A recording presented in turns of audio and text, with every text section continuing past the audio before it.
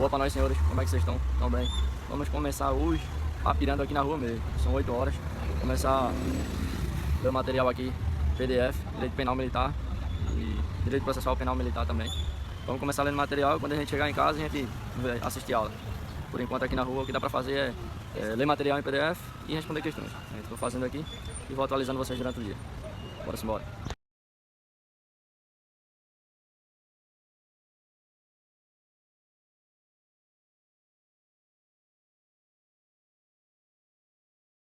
Chegamos por casa já, 9h59, falta um minuto para as 10. Vamos embora. Tentar dobrar aí a quantidade de horas estudadas de ontem. Não vou conseguir, porque já tá tarde já, só estudei 20 minutos até agora, porque tava fazendo a correria, né? Mas aproveitar que hoje, novamente, estou em casa o dia todo e vamos papirar o dia todo aí. Hoje é Direito Penal Militar e Processual Penal Militar. Já estamos aqui na aula. Eu vou tentar introduzir também, tem atualidades também hoje, e vou tentar ver mais duas matérias aí hoje também. Já que não são matérias pesadas, vai dar pra adiantar bastante conteúdo hoje, se Deus quiser. Bora embora. Botar a velha compressa no joelho, dar aquela primeira choquezinho, né, no joelho e estudar, papirar.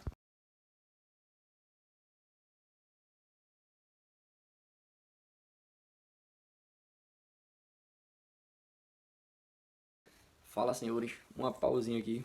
A gente tava pegado estudando, paramos para almoçar, voltamos para estudar. Agora vamos dar uma pausa de novo.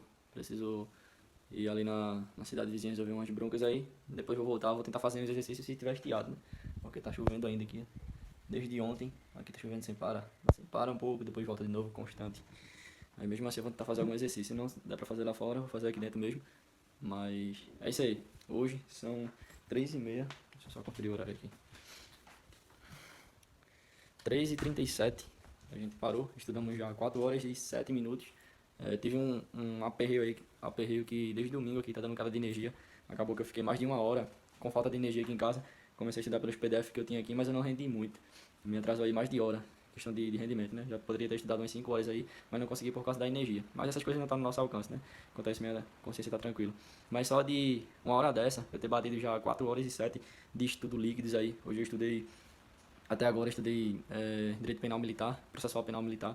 Estudei também um pouquinho de Direito Penal. Foi quando a energia faltou. Eu nem ia estudar Direito Penal nem é hoje, é amanhã. Só que eu só tinha material em PDF aqui de Direito Penal, então eu já adiantei, já comecei a ler letra de lei, para não perder tempo. Ainda fiquei 1 hora lendo letra de lei, só para não perder tempo, né? Porque era o único material assim que eu poderia antecipar. E eu tinha aqui off, sem ser online. Mas, bom pra caramba. Estudei quase 3 horas aí de Direito Penal Militar e estudei 1 hora e 11 mais ou menos de Direito Penal. E é isso. Vou fazer alguma coisa aqui, vou precisar dar uma saidinha na cidade vizinha. Esfriar a cabeça e depois a gente volta de novo no Rojão para completar aí a meta de hoje. Quem ficar até o final do vídeo vai saber qual a meta de hoje, né? Que eu quero alcançar aí. Mas vamos embora, aproveitar que a prova tá perto aí. A gente tem pouco tempo, então o máximo de tempo que a gente aproveitar estudando é muito importante, é essencial. Então é isso, vamos. O dia tá na metade ainda. Ainda tem muito tempo aí pra gente papirar. Vamos embora. Bom, senhores, finalizando aqui mais um dia de estudos e são 9h10, terminamos um pouquinho mais cedo hoje. E a gente hoje, o tempo estimado médio foi 6 horas, vou deixar aqui na tela pra vocês, tempo, quantidade de questões resolvidas, beleza? A gente fechou em 6 horas, que faltou 1 minuto para 6 horas hoje. Conseguimos estudar Direito Penal Militar, Direito Processual Penal Militar, Direito Penal e Atualidades. Agora vamos fazer um resumão do que a gente aprendeu hoje, pra gente tentar fixar. Anotei alguns tópicos aqui no caderno, vou estar olhando o tópico e falando pra vocês. Direito Penal Militar, hoje a gente viu que tem a Justiça Militar Estadual e tem a Justiça Militar da União. A Justiça Militar Estadual, ela julga os bombeiros militares e os policiais militares contra crimes decorrentes da função e atos disciplinares da PM. Não julga civil. Eles são julgados pelo juiz togado, né, de direito do juiz militar. E o juiz e a Justiça Militar da União, ela julga as Forças Armadas, não é Polícia Militar nem Bombeiro Militar, julga as Forças Armadas e eles julgam civis também, quando por exemplo, cometido, os civis cometem crime referente contra o patrimônio militar, essas coisas. Então a Justiça Militar da União julga esses civis, coisas que a Justiça Militar do Estado não faz, eles não julgam. Deixa eu ver se eu lembro mais. Aí sim, o juiz togado deles são o juiz federal da Justiça Militar. Crimes dolosos contra a vida. Na Justiça Militar da União, os crimes dolosos contra a vida eles não vão ser julgados pelo tribunal do júri, ele continua com a justiça militar. Já na justiça militar estadual, os crimes dolosos contra a vida eles vão ser julgados pelo tribunal do júri, pela justiça comum. É a única exceção que não são julgados, né, pelos militares em si. Aí tem... é, O militar ele pode ter perda da sua graduação, do seu posto, tanto de oficiais como das praças, tanto por crime militar em si, quanto por crime comum. Todas dessas duas hipóteses aí pode acontecer perca da sua graduação ou do seu posto, afins. É, Aí tem os crimes militares do tempo de paz e tem o crime militar do tempo de guerra, que eles estão fixados no Código Penal. No artigo 9º do Código Penal são os crimes militares em tempo de paz. E no artigo 10º do Código Penal é o crime militar em tempo de guerra. São sequência dos dois.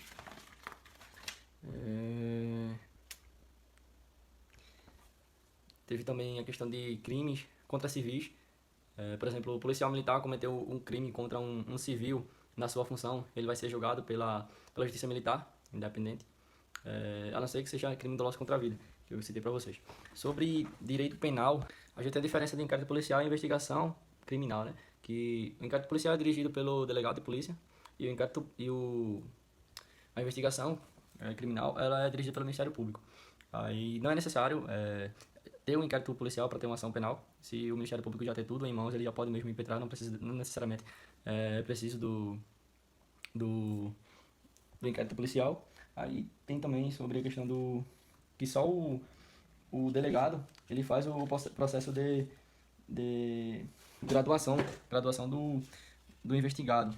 Tenho anotado isso aqui.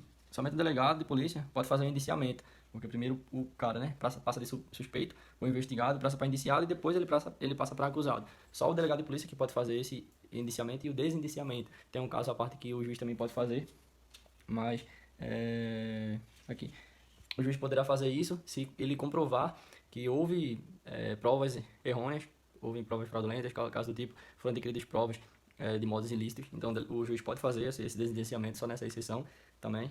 Aí sobre inquérito policial, deixa eu ver se eu lembro mais. Tem as ações penais. Isso, somente o juiz pode fazer o arquivamento do inquérito policial, ninguém mais poderá fazer além dele, né? A vítima não é obrigada a comparecer vai fugir da mente agora a palavra, mas não é remontagem. Eles refazem a ação do crime, então o indiciado ele não é obrigado a participar que eles refazem, desse ato, né, de refazer a ação do crime, não é obrigado.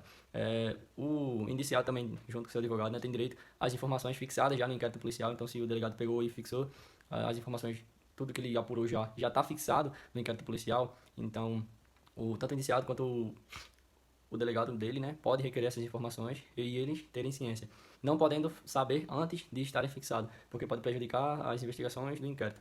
Então, eles só podem ter acesso a essas informações se fixados no inquérito. Pronto. E sobre atualidades, tô fazendo um resumo básico do que eu tô lembrando agora. Minha cabeça tá lotada de informação aqui. E eu não tô conseguindo frisar em algo, né? Mas o mais recente que eu acabei de ver foi a atualidade. Foi questão de transporte público, sustentabilidade, questões de poluição e tal. E sobre transporte público, né? Que fala que a Tesla foi ultrapassada pela BYD na questão de transporte na fabricação de veículos elétricos. Antes a Tesla dominava esse ramo do mercado e agora a BYD que faz isso. Sobre a questão dos transportes públicos, os transportes rodoviários aqui no Brasil, que eles fazem parte de 53%. Eles fazem parte de mais de 50% do transporte em todo o território nacional. Eles têm esse índice de importância aí bem alto. Tem a questão das transportes de vias aéreas, que eles são mais rápidos, porém tem um custo maior. E a questão da quantidade, eles transportam uma quantidade menor de mercadorias, enquanto os rodoviários transportam uma quantidade maior, mas tem um maior custo. E a questão do transporte ferroviário também, eles conseguem transportar uma quantidade bem maior do que os rodoviários, porém, eles têm uma demorabilidade maior desses transportes. E tem a questão também de, por exemplo, se o transporte sai lá do sul e vem para o norte, tipo, para ramificar aqui, precisa de outros transportes alternativos, como também no avião, de via aéreas. E os transportes rodoviários não, eles já seguem, podem ser entregues até nas casas das pessoas. Aí tem essa questão que eu falei da Tesla, tem um aumento significativo na comercialização de automóveis elétricos. E isso demanda beneficiar, como é a palavra? Isso demanda um valor socioambiental, não sei se é socioambiental a palavra certa, mas tipo, ajuda muito o meio ambiente porque não emite gases poluentes, mas também tem um contra. Ao mesmo tempo que eles não emitem gases poluentes, são mais econômicos financeiramente, por exemplo, uma recarga de R$ 30 tu consegue rodar 400 km, coisa que com combustível tu não vai conseguir fazer isso. Tem um contra. A durabilidade de vida da bateria deles é uma garantia de 5 anos. Depois desse tempo, as baterias vão ser descartadas. E não tem lugares específicos para fazer esse descarte, fazendo com que sejam mais poluentes do que os gases praticamente. Então, tem esses prós, esses contras, os favores e os contras desses pontos também em relação aos carros elétricos.